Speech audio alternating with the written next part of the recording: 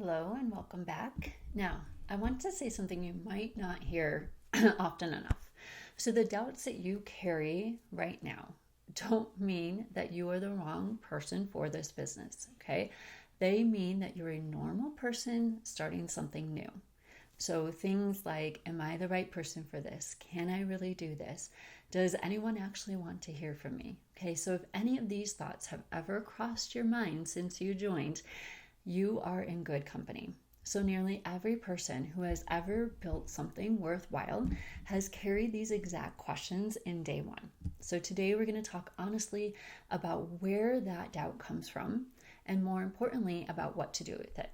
So, I know for myself, when I first started out in business, in my coaching business and a couple other things, I always wondered, like, am I the right person for this? Am I going to be worthwhile? Like, were people going to want to hear from me? All of those things start going through your mind, and you start doubting yourself and your abilities and your worthiness. But I want to kind of lay that all out for you today, and then hopefully we'll be able to move through some of that so that you can see how to actually adjust these things. Okay, so let's say some of these doubts, just plainly, some of the most common ones that I hear, okay, because doubt is going to start losing its power the moment that you start naming it instead of just feeling it, holding it in, and then just trying to suppress it, thinking that you can just force over it. Okay, we want to start to recognize it and bring it to the light so that we can actually make some adjustments. Okay, so some of the things I hear most often are, as we said, am I the right person? Can I really do this? Will this actually work for me? Do I have what it takes? Does anyone even want to listen to me? Am I just bothering people? Okay, so these are some of the most common things that people will start thinking, okay? But here's what's important to understand. If you're having any of these thoughts, they are not evidence, okay? They are not facts about what your future holds or how things are going to go for you in the business. They are just old thoughts that are running on autopilot. They're usually inherited from somewhere or someone, maybe a past failure, maybe family patterns, maybe a comparison that you're having, or a moment that someone made you feel small. So, and remember that what we covered in our first training together, if you can go back to that one, is that your results come from your thoughts, right? So if you let these unexamined thoughts just start running the show, they will absolutely start to shape your actions, usually toward hesitation, silence, staying small, right? So the goal isn't to eliminate doubt and fear before you start. The goal is to stop waiting for the doubt to leave before you act. All right, so we're going to start to talk about that. So when we look at, for example, low self-esteem or weak confidence, they rarely show up as one big collapse. They show up as small, quiet costs that add up over time. So maybe things like health habits start slipping because you don't feel worth the effort of taking care of yourself. Or routines stay weak because inconsistency feels safer than the risk of trying and failing at something that you actually committed to. Or maybe relationships start to get strained because insecurity makes people either withdraw or overcompensate.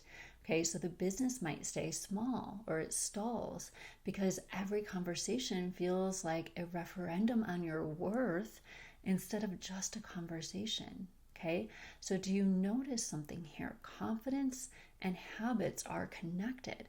So this is why we covered the personal care habits in the last training before this one. So a body and mind that are exhausted, undernourished, and underrested will always produce weaker confidence than one that is being well cared for. So confidence isn't just mental, it's built on the physical foundation that you're already working on. So here is the single most important reframe of this entire training. So confidence is not a feeling that you wait for. It is a byproduct of action you take before you thought you were ready or before you felt ready. So most people have this backwards. They believe that the order is, when I feel confident, then I will take action. And so they wait and they wait. And the waiting itself becomes the evidence that confirms the doubt. So you say, see, I still don't feel ready. So maybe I'm just not cut out for this, right? But the actual order is the reverse. You start to take action and then the confidence follows. So you build belief in yourself the same way that you might build trust with another person, through a track record of small promises kept to yourself. So every time you do that uncomfortable thing anyway, maybe it's a call that you didn't feel ready for, or a message that you almost didn't send, or making a video or putting a post, right? Or a conversation that you almost avoided. So any of these things, you're not just building the business. You're building proof to yourself that you're someone who follows through. And that proof is where the real confidence starts to come from.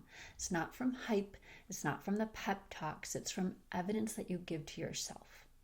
So this also reframes a lot of what that bothering people actually means, right? You are not bothering someone by offering to show them something that genuinely helps you, right? You are only bothering people if you're trying to be dishonest or pushy or careless with their time. And none of that is what this training is about, right? Or what we are asking you to do in this business. So sharing something that is valuable, honestly, is not an imposition, right? It's a gift that someone gets to either say yes or no to.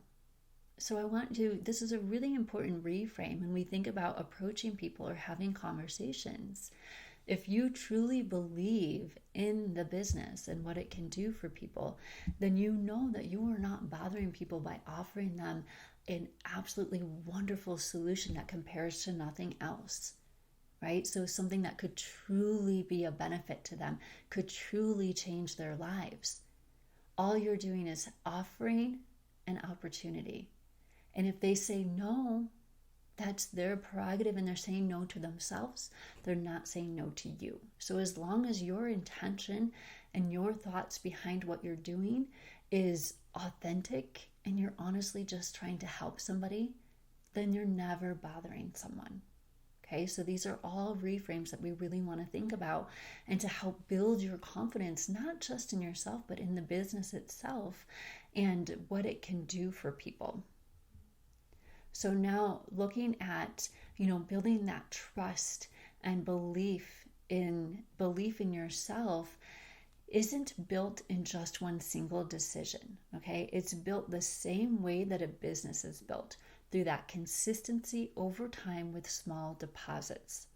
So you want to trust yourself that the way that you trust another person, by watching what you actually do, not just what you intend to do or what you might say that you're going to do, right?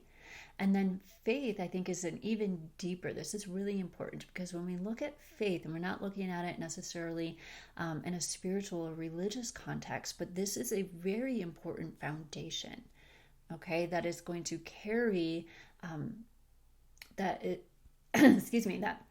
let it carry what your own confidence hasn't caught up to yet, okay? So you don't have to hold all the certainty yourself on day one. You just have to take the right action. Let the confidence and clarity build behind it, okay? And that when you have true faith in something or someone, that goes beyond just a surface level belief, okay? So having that faith and trust and knowing that you are doing the right thing, that you're doing the best thing, that you're out there trying to help and make a difference for people, and that you truly believe in this company, in this business, right? And so we can start to put our faith outside of ourselves at first if we need to, while we're still building our own confidence. And we can put our faith in the leaders in the business. We can put our faith in Amway itself and the products and the quality and the way that they take care of people, right? And so we can start that with something outside of ourselves. And then as we start to take action and show up and be consistent and start doing those things that feel a little uncomfortable at first, but get easier and easier the more you do it, then that faith and trust and belief in yourself will start to build more and more.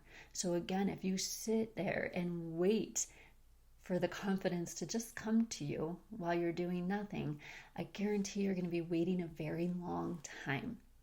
So with those doubts in mind, they might still be there, right, at first, but we start to etch away at them as we take action and we start doing things in the business. Okay, so we're not going to let doubt be a disqualifier. Okay, it is not. It is a perfectly normal process. This is just, when you're starting something new, think about any time you start something new in your life, there's going to be some amount of fear or doubt or concern until you start to get into it and do it, right? This happens every time, and this business is no different than that. So we might come in when we might not be too sure, but we're going to start to follow our leaders. We're going to start to take action. We're going to do things small, one thing at a time, and it's going to compound on itself. Okay. So what is going to determine your outcome isn't whether the doubt shows up, but it's whether you act while it's still there. Okay. So again, after watching this video, a few things that I want you to do before moving on is to, one, write down one of the doubts. It could be something from the list that we said above, or something that you have on your own that is really the loudest for you right now. So identify one action that you've been putting off until you feel ready, okay? And then do that action this week, doubt and all. Don't let it stop you. Just do the action, whatever that might be. Just do it one time, okay? You don't have to do it every day. Just start with one. And then after you do it, write down what that proved to you. That's the beginning of your evidence file. Now, you don't need to feel confident and completely self-assured at the start. You need to just start to become confident. You're going to build it in time, one step at a time. So go on and take that action. Start building that confidence. Believe in yourself, because you're going to do amazing as soon as you do.